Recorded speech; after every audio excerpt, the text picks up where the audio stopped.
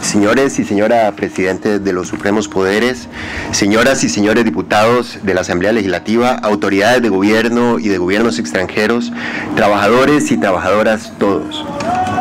El proceso de elaboración y aprobación de la reforma procesal laboral inició en 1998 y concluye en el 2006.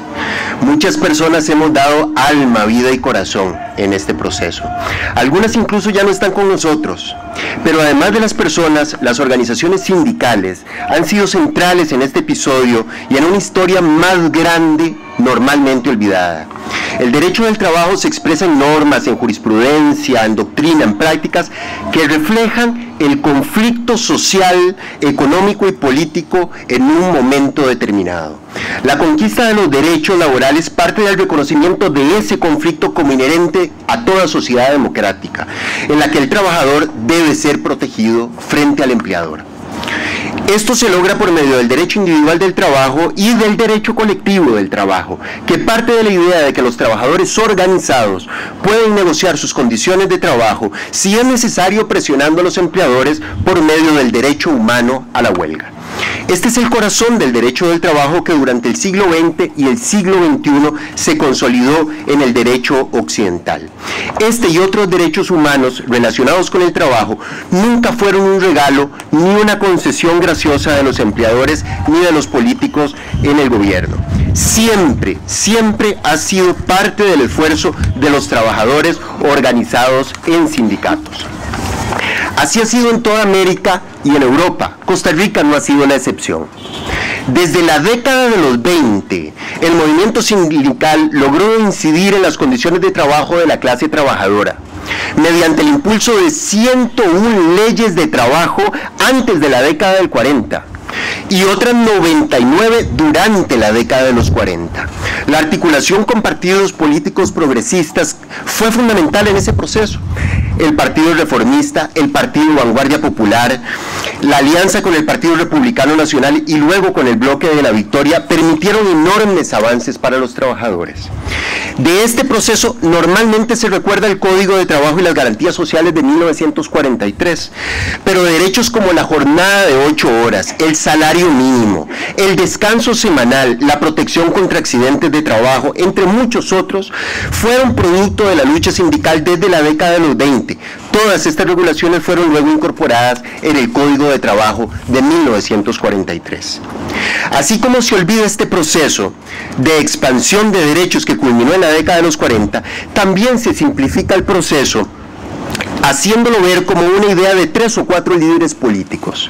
Ciertamente, esta es una parte importante de la historia, como hoy lo es la participación de liderazgos políticos en el proceso de aprobación de la reforma procesal laboral, pero esta es solo parte de la historia.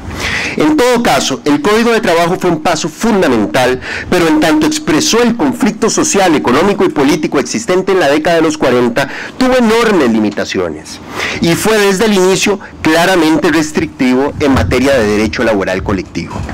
Además, siempre existió una brecha enorme entre la norma declarada y la realidad de los trabajadores.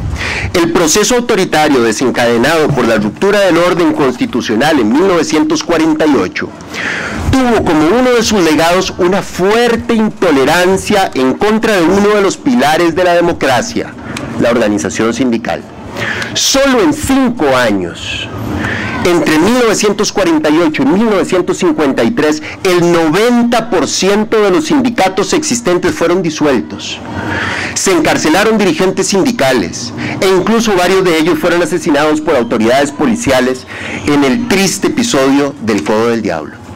A partir de ese momento, en Costa Rica se instaló una deslegitimación política de la organización sindical, una sostenida intolerancia a su existencia y como sociedad asumimos como normal la persecución sindical. A esta intolerancia sindical en el sector privado se sumó la cooptación de dirigencias sindicales como práctica política partidaria en el sector público. Las limitaciones normativas y la deslegitimación del derecho colectivo en Costa Rica produjo que la ilegalidad de la huelga fuera lo normal. que la negociación colectiva en el sector privado pasara de excesivamente reducida a virtualmente inexistente, y que la afiliación sindical se haya convertido en sinónimo de persecución, discriminación y estigmatización.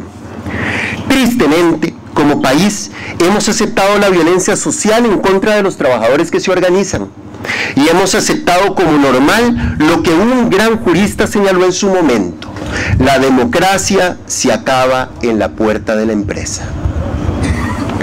Esta cultura política permeó a toda la sociedad, incluyendo los operadores jurídicos, de forma tal que además el texto del Código de Trabajo fue leído e interpretado en forma restrictiva y con temor hacia el ejercicio de la libertad sindical.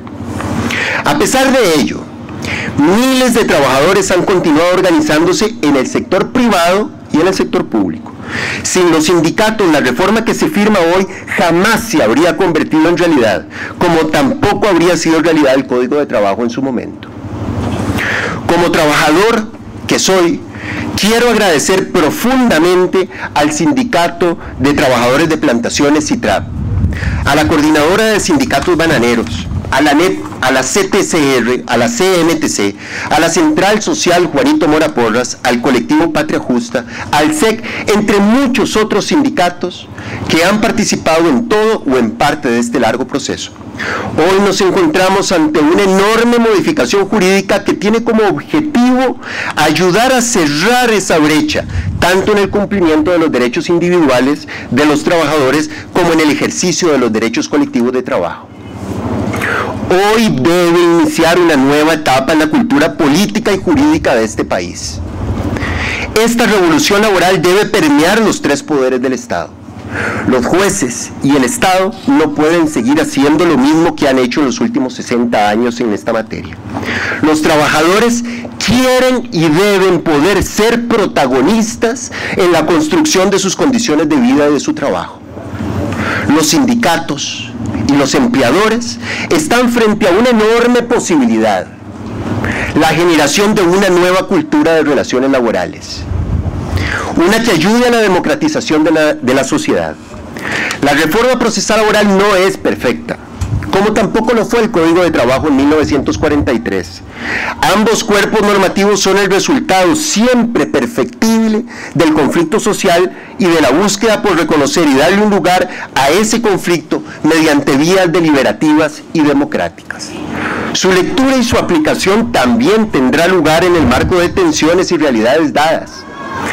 Pero sin duda alguna, el texto permite traer sangre nueva en lo que debería ser un esfuerzo nacional para tutelar efectivamente los derechos individuales y los derechos colectivos de los trabajadores.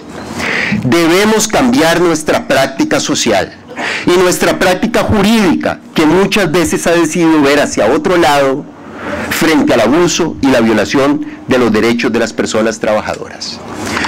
Por eso concluyo, si me lo permiten, con las palabras del poeta Jorge de Bravo. Hace mucho tiempo que usamos este mismo vestido, en la casa, en la iglesia y en el gobierno. Nos hemos habituado tanto a usarlo que ahora nos da miedo y no nos atrevemos a cambiarlo, como si con el cambio nos quedáramos muertos. Ajustamos los pasos, las costumbres, los credos, el amor, los pensamientos a la estrechez reseca de este traje apolillado y viejo, que empezó siendo objeto de servicio y se nos ha trocado en carcelero. Yo digo, sin embargo, que en la vida hay mucho fresco, que debemos quemar este gangoche donde ya no nos cabe el pensamiento. Lo importante es decir un día de todos: al diablo este vestido polvoriento, y agarrarlo con cólera y rasgarlo y quedarse desnudo en medio viento. Estando uno desnudo, busca traje, aunque tenga que hacerlo deshilándose el cuerpo. Lo importante es estirar este vestido, encontrar uno nuevo, y no dejar jamás que se nos hunda en la piel y en los huesos, porque entonces, amigos, amigas, deja de ser vestido y se nos hace amo y carcelero. Muchas gracias.